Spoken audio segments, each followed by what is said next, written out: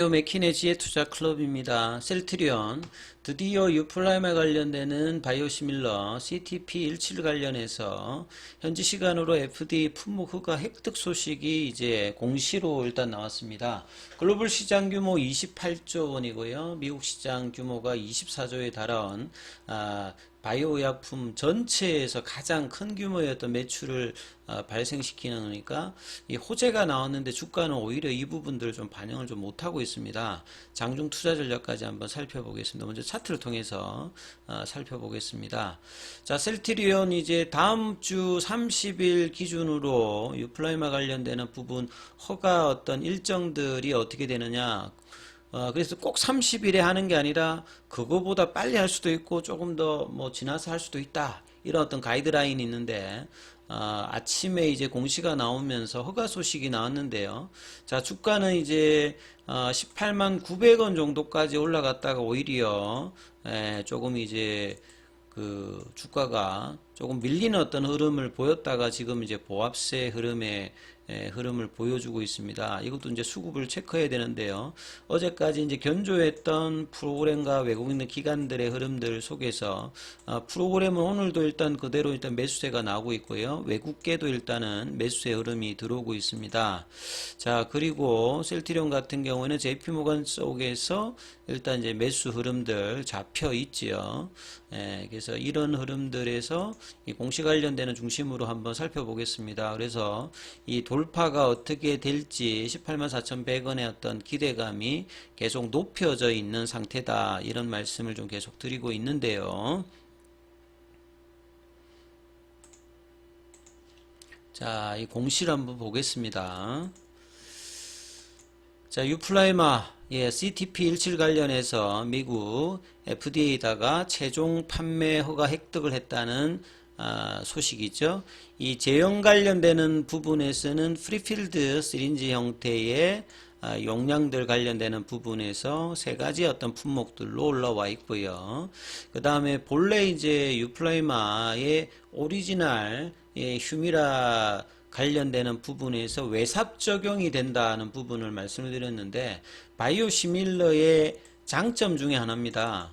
보통 이제 오리지널 의약품 자체가 적응증이 이제 단일 적응증이 아니라 여러 가지를 가지고 있을 때 보통 이제 뭐 휴미라 같은 경우는 지금 보면 8종 이상 되는데요. 그러면 이제 임상을 할 때 보통 바이오 의약품 같은 경우에는 적응증마다 이제 임상을 1, 2상 하고 한 다음에 이제 허가를 받아야 되는데 이 바이오 시밀러는 임상도 1상하고 이제 3상만 하는데 하나의 적응증을 통해서 허가를 득하고 그 결과를 하면 나머지 적응증까지 같이 이제 효과가 있을 것으로 추정해서 임상을 하지 않죠. 요걸 이제 외삽 적용이라고 합니다. 말이 좀 어려운데요. 외삽 적용을 해서 요걸 이제 각 국가별로 인정을 해주고 있습니다. 논란은 있는 상황인데 그래서 이런 부분들이 바이오시밀러 입장에서 굉장히 장점이죠.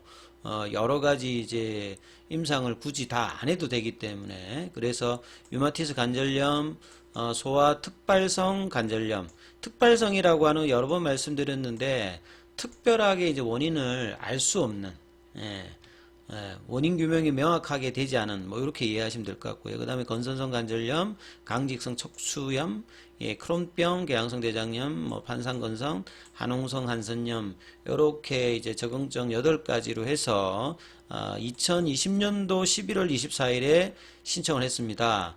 이제 이게 코로나의 어떤 영향으로 허가받는데 시간이 생각보다 많이 걸렸어요. 이 허가는 2020년 연말에 넣었으면 보통은 이제 뭐 이미 작년이나 재작년도에 허가가 났어야 되는 어떤 흐름인데 이게 늦어지면서 지금 올해 5월 23일 현지 시간 기준으로 FDA에서 허가가 났다 이렇게 이야기가 되고 있죠. 그래서 판매는 2019년 이후부터 미국 시장에 굉장히 관심을 많이 가져서 최근에 이제 직판 준비 체제로 하면서 램시마 SC도 이제 직판 형태로 이제 갈 가능성이 굉장히 높아져 있는 상태에서 헬스케어를 통해서 미국 전역에 판매할 예정이죠. 그리고 이렇게 이제 FDA나 EMA 쪽에서 허가를 받으면 이 어떤 내용을 가지고 임상 데이터를 가지고 나머지 국가의 이제 글로벌 허가 관련되는 부분들이 이제 좀 속도가 갈증되겠죠. 이미 2019년 이미 이제 이 유플라이마 같은 경우에는 유럽에서는 일단 허가를 덕해서 진행을 하고 있는데 시장 규모 자체가 미국 시장 자체가 전체의 80% 이상을 차지하기 때문에 유럽 시장에서는 좀 그렇게 성과를 못 냈습니다만 이 본 시장에서 굉장히 기대감이 있는 어떤 상태죠. 그래도 기사가 여러 개 기사가 많이 나왔습니다. 28조는 이제 글로벌 매출 전체를 이야기를 하는 거고요. 이 중에서 80% 이상이 미국 시장이죠. 그러니까 미국 시장에 이제 이렇게 매출의 어떤 규모가 큰 이유가 뭐 환자 수가 많으냐 뭐 이런 것도 있는데 약가 자체가 일단은 비싸죠. 유럽에 비해서. 뭐 심한 거는 뭐 2배 이상 비싸기도 하기도 하고, 요런 어떤 상태에서, 에버그린 전략을 에브비가 이제 많이 하다가, 이런 어떤 특허 논란 관련되는 부분에서 이제 올해 7월달 이후부터 본격적인 출시 관련되는 부분 협의를 다 해놓은 상태에서, 이제 후보 물질들이 한 10개 정도가 된다고 했는데요.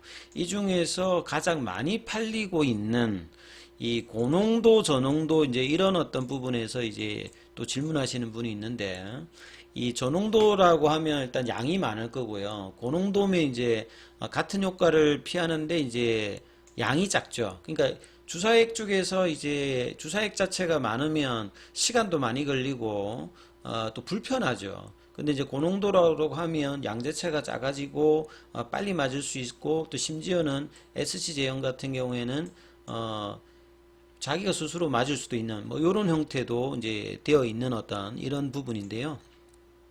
그래서 이제 휴미라도 이제 이런 어떤 이제 처음에 저농도에서 이제 고농도로 방어를 하기 위해서 마치 이제 램시마 IB 제형에서 램시마 SC 제형을 갖추면서 하듯이 에브비의 전략도 이제 그런 거하고 비슷하게 이제 휴미라 전략들을 가져갔습니다.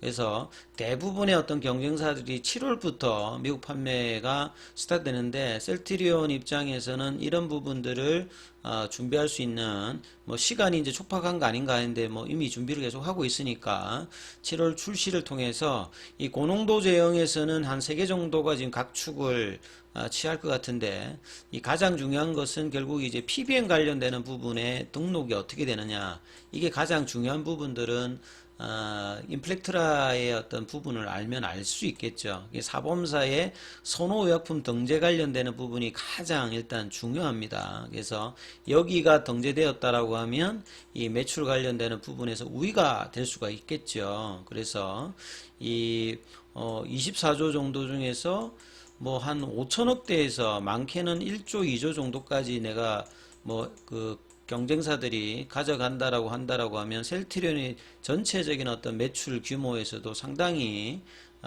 높은 어떤 기여를 할 수 있는 부분이 유플라이마다 이렇게 보여지죠. 그리고 이제 미국에서는 그 의사들과 환자들 간의 어떤 그 처방을 할 때 이런 뭐 제형이라든지 그 다음에 실제 이제 에비던스 베이스 그러니까 근거를 가지고서 해야 되기 때문에 기존에 이제 유럽 시장에서 유플라이마 어떤 처방 관련되는 부분이라든지 학회에서 발표 그 다음에 지금 인터체인저블 관련되는 부분들도 굉장히 중요하다고 말씀드렸습니다. 이게 제형에서는 고농도 제형이 중요한 부분이고 그 다음에 이제 약국에 가서도 약사가 이제 다른 어떤 이제 의약품을 하더라도 인터체인저블 확보하게 되면 셀트리온 제품을 바이오시밀러를 처방할 수 있는 게 이제 상호 교환선 확보 관련되는 부분인데 여기도 이제 임상을 진행 중이기 때문에 향후에 이런 부분들이 이제 결과가 나오게 된다면 장기적으로는 굉장히 뭐 도움이 될 수 있는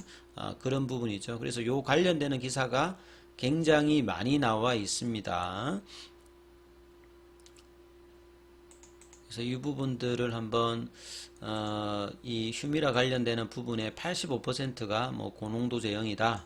그래서 미국 시장의 어떤 경쟁력을 갖추기 위해서 시트르산염 그러니까 통증을 유발할 수 있는 부분을 또 제거도 했고 이 고농도 제형이고 향후에 이제 인터체인저블 관련되는 부분까지 확보를 하려고 한다. 이런 내용들을 인지를 좀 하셔야 될 것 같고요. 그래서 장중에 이제 수급이 항상 보면 뭔가 올라올 때 그 롱텀 하지 않고 숏텀한 어떤 플레이를 하면서 매도를 그 기관과 외국인들이 했는데 이 부분들을 이제 오늘 오후장에도 좀 체크를 하면서 이 돌파 여부는 결국은 수급이 결정을 하는데요. 이 외국인들 기관들이 이 정도에 만족하고 다시 던져버리는 어떤 그런 어떤 수급의 모습이 아니라 추가적인 어떤 하반기 내년도까지 어떤 기대감 대비해서 저평가 영역에 있는 이 부분들에 대해서 이제 본격적인 어떤 시세 형성을 만들어내려고 하는지 이 부분들이 이제 일단 가장 중요한데요. 그래서 이 18만 원 부근에서 볼린저 밴드 여기도 상단 태깅을 하기 위해서는 아무리 밀려도 5일선 그러니까 이까지 안 밀린다는 거죠. 가는 종목들 같은 경우는 21선까지 급등주라든지 강한 종목들은 내려가지 않기 때문에 볼린저 밴드 상단 태깅을 하든지 5일선 어떤 지지를 받으면서 요 18만 4,100원의 어떤 돌파 시도들을 계속하는지 여부 결과적으로 이제 18만 원을 이 넘기는 어떤 흐름들이 나오는 것이 일단은 가장 뭐 중요해 보이는데요. 자, 이런 흐름들이 나오는지 여부를 체크하면서 오전까지 흐름 한번 판단해 보시기 바라겠습니다. 여기까지 하겠습니다.